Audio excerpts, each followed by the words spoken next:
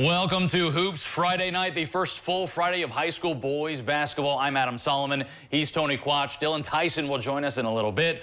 All this basketball, Tony, but you know we have to start with football tonight. Out in the cold, so cold, Tony burnt his pants on a heater in Wapak tonight, trying to stay warm on the sidelines. You gotta do me dirty like that, man. Come on. People have to know your dedication. Fair enough, fair enough. The real field temperature was 8 degrees. 8 degrees for the state semifinal Friday. And we all know Tony Quach don't like cold, but we got 4 local schools, 2 games, 2 divisions, including a pair of conference champions at Spartan Stadium. MAC versus NWC in Division 7, 14-0 Marion Local. 14-0 Columbus Grove. The Flyers have won 62 straight games, looking for their 4th consecutive state final. The Bulldogs have made the semis for 3 years in a row, but their last 2 seasons both ended here. It's a perfect storm for Marion Local early first. After a 4th down stop on the opening drive, Justin Knopf finds Victor Holscher to go up 7-0 just like that. Then the Flyers recover the muffed kick. And on the very next step, Drew Laws brings Marion back into the end zone. It's 14-0 in the first 6 minutes. Grove finally is back on the field, though, and they need an answer. Nothing going in the running game, so they take to the skies. But instead, they find Marion Local's Griffin Bruns. So, same score, second quarter. Flyers capitalize per usual. Give it to Ethan Heitkamp for 3 yards and 6 points. It's 20-0. Marion Local, hey, they're relentless. Back on offense now. Knopf looking deep down the field, but hey, knocked loose by Leighton Blankmeyer. Scooping it up for the Bulldogs. That's Kylan Mays. CG catches a break, and they capitalize. Finally, Trenton Barraza able to find a hole and find the end zone. They're on the board 20-6. But it won't matter what you do in offense if you can't stop the Flyer backfield. Shout out that lead block by Heitkamp there as Parker Hess takes it 30 yards to pay dirt. 27-6 at halftime. 41-6 is your final. Marion Local is 1 win away from their 4th consecutive state title. Here's head coach Tim Goodwin. You get to a point where it's almost more about just continuing the season, you know, and maxing out the time you have together and just, you know, enjoying the ride. And I think, you know, that's where we're at. You know, we're happy to be here because we get to play football for another week. It's just fun getting up and going to practice, then going to Grandma's house. You know, obviously, you know, if you're doing that, you're having a great season. The other Division 7 state semifinal saw Hillsdale beat Danville 25-22. So the Flyers will face the Blue Devils next Friday morning at 10:30 for the state championship. Marion Local's looking for their 4th straight title, while Danville is in the championship game for the first time in program history. All right, on to Division 6. 2 more West Central Ohio teams. We're in Wapak for Chapter 1 of the matchup between 13-1 Coldwater, 13-1 Bluffton. Bluffton, by the way, is coming off their first regional final since 1991. First quarter, Coldwater knocking on the door. Balin Blockberger hands it to Miles Potcutter. He scores. Second quarter, Coldwater's in the red zone. Blockberger gives it to Cody Depwig. The senior takes it 2 yards, 14-0 for the lead. Just moments before halftime, how about another Cavaliers score? This time, Depwig takes the snap, and he heads into the end zone with ease. Coldwater's up 21-0 going into the break, and they say good things come in threes. Depwig picks up the hat trick. It's another touchdown for the senior, and the Cavs now have a commanding 28-point lead, but Bluffton will continue to fight in the 4th. Landon Worcester takes the handoff, and the senior breaks the plane to get the Pirates on the board. But too little, too late. Blockberger takes a knee, and the Cavs take a victory. 28-6 is your final score. You know, we always say this when you get in the playoffs, if you can stay healthy and keep them fresh and, you know, to make plays, because as you know, at our level, if one of your big boys goes down, sometimes it's 2, 3, 4 spots, especially if they're on kicking. So we're healthy, they feel good, and they're locked in. Good tough battle there. We just chipped away enough and got some early scores, and defense played great again. Had a good plan and executed it, and hopefully we can go up there and play Kirtland for the 3rd time and hopefully get a win. In the other Division 6 semifinal, number 1 ranked Kirtland dominated Northmore 41-7. So we're set. Coldwater against 15-0 Kirtland next Saturday, 10:30 in the morning. We're back at Tom Benson Hall of Fame Stadium. The Cavaliers, it's their 13th time playing for a championship since 2005. All right, it's time to fully embrace the hoops part of Hoops Friday night. After the break, boys basketball takes center stage. Highlights and scores from the first Basketball Friday of the season coming up. Welcome back to Hoops Friday night. Football's out of the way. Let's get to the hardwood. First up, the Tip-Off Classic over at Elida. Including Lima Central Catholic, who finished their season in Division IV state semifinals a year ago. It's our first spotlight game of the regular season. This Hoops Friday Night Spotlight game is presented by Midwest Electric Incorporated. And the T-Birds look to build off their 26-3 record from last season. Well, on the other end of the court, Ryan Howard looks to usher in a new era for Elida basketball after serving as an assistant for the last 6 years. In the final moments of the first half, LCC is up by 3. Brady Parker fires and connects from long range. He beats the buzzer, and LCC leads by 6 going into halftime. But the Bulldogs will come out swinging. Zori Island finds Marcus Hill in the corner, and the junior is money from beyond the arc. We're all tied up at 32. We're now in the fourth quarter. Elida is down by 5. Island will take the contact, and he converts at the basket, and the Bulldogs pull within 3. But in the final minute, LCC is up by 1 on the inbound pass. It's Agent Zero, Jordan Pretty, and he gets the go-ahead bucket to fall. LCC wins 58-52. Dylan Tyson now joins us with the early window of the Tip-Off Classic. Yeah, guys, we knew we were in for great basketball from the late window, but plenty to anticipate in Game 1. That's because for the second year in a row, a new head coach for Bath. 2010 Wildcat grad Dre White returns to his alma mater after 51 wins in 3 years with USV. Bath searching for its first winning season since 2013 now. It starts against rival Shawnee, who's fresh off a trip to the Sweet 16. Wildcats look to overcome 8 straight losses to the Tribe. First quarter, Shawnee in front 18-11. Trevick Berkey rips through, goes baseline, and throws the hammer down. The sophomore extends the lead 20-11. A few possessions later, same score now, second quarter. Wildcat junior Logan Markley drives, kicks it out to Jaden Ryan, and the 3 is true for Bath senior. But the Wildcats would trail by 19 at the half, so we go to the third. Looking to claw back in it, Markley pops out and cans the 3 ball. Bath now leads 39-21, but despite all efforts, the Indians would prevail. Around the horn we go. Jagger Hutchins ends up with it, and the former Lima senior Spartan looking good in his Tribe debut. 11 points for Hutchins, while the Berkey brothers combined for 44. Shawnee wins 60-41.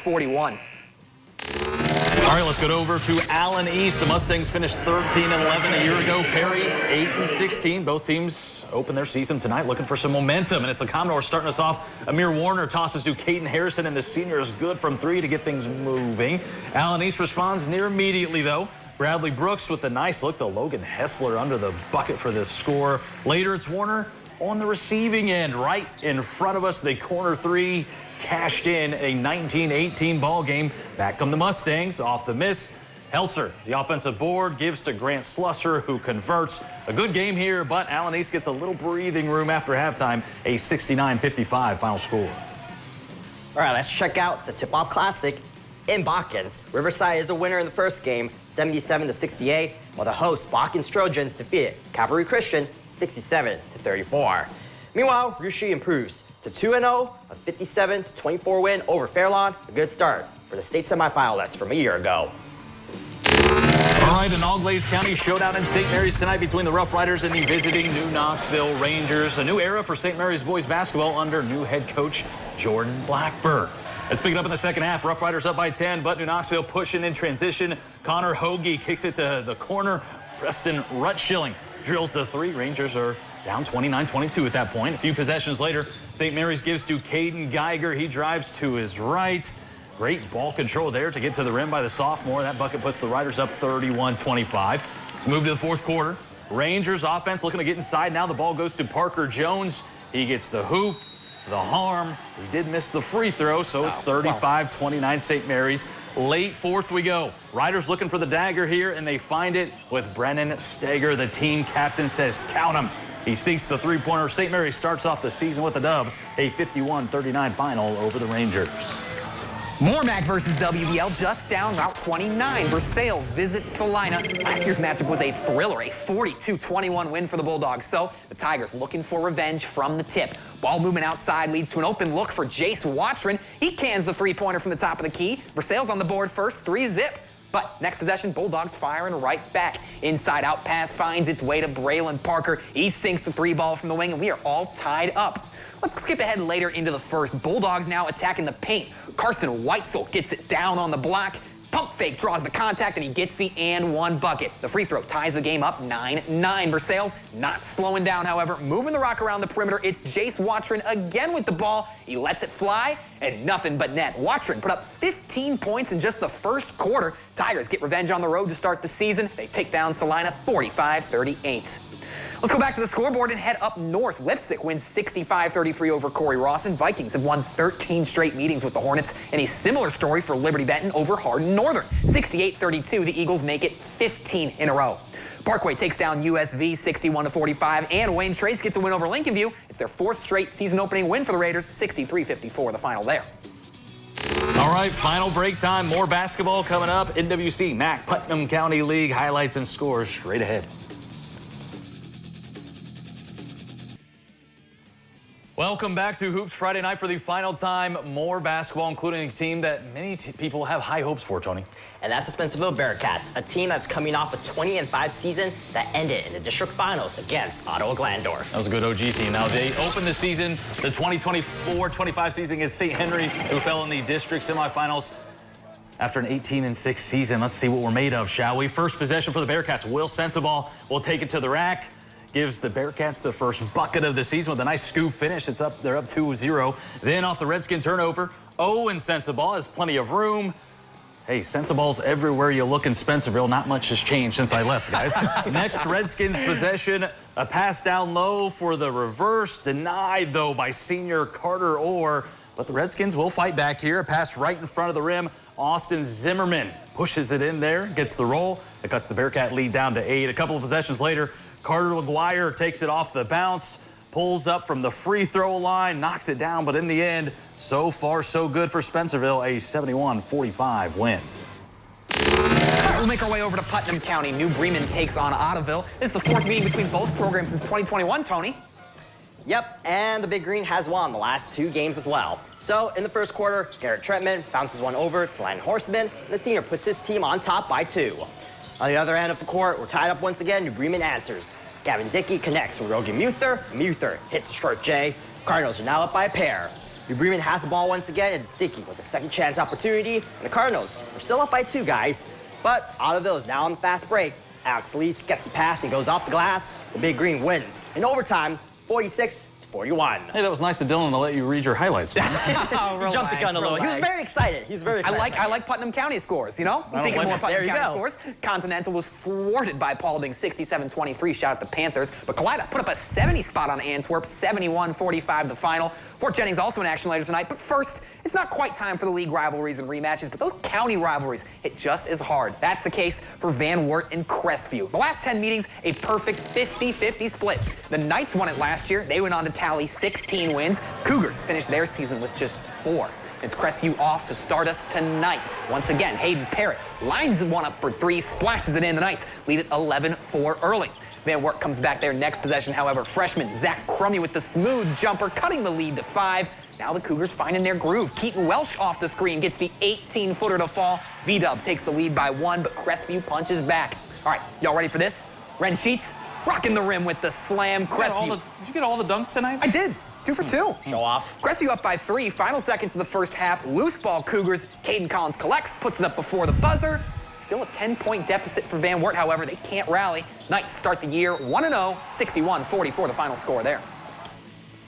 Meanwhile, Fort Jennings and Arlington opens up their season at the 4. In the last 20 meetings, the Red Devils have a 15-5 record against Fort Jennings, but also won the last 7 games as well. In the second half, Fort Jennings trails by 3. Calvin Mankey drains a triple try from the corner. We're tied at 19. Moments later, Mankey to Jaron Swick, and he banks it in. The home team now leads by 2. Well, the Red Devils will respond. Calvin Willow gets the ball, he turns and puts it in, and we're tied up at 21.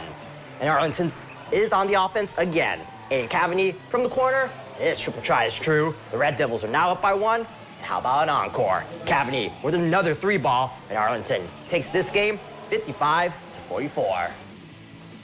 All right, let's go back to the scoreboard. Not quite as many games this week, you guys, because, of course, we have teams playing football, so basketball teams will continue to wait. So these scoreboards will obviously fill up as the season goes. But Temple Christian, they beat Benjamin Logan, as we do have some scores still remaining here, 53-46. Next scoreboard we go. Ayersville drops a close one to Eden to open their season. 50-48 is your final there. Meanwhile, Hicksville is a winner in another good game tonight on the hardwood. 43-42. And that will do for the first Hoops Friday night of the season. Congrats to Marion Local and Coldwater football, of course, going back to the state championship game. For Tony Quach, who's almost certainly going to need some new pants after tonight. If you missed it at the beginning, he burnt them on a heater trying to stay warm in Wapak. But that's the dedication you get from Tony Quach for sure, right there. In case anyone can see it right there. We will see you next Friday night for more hoops and a little more football as well.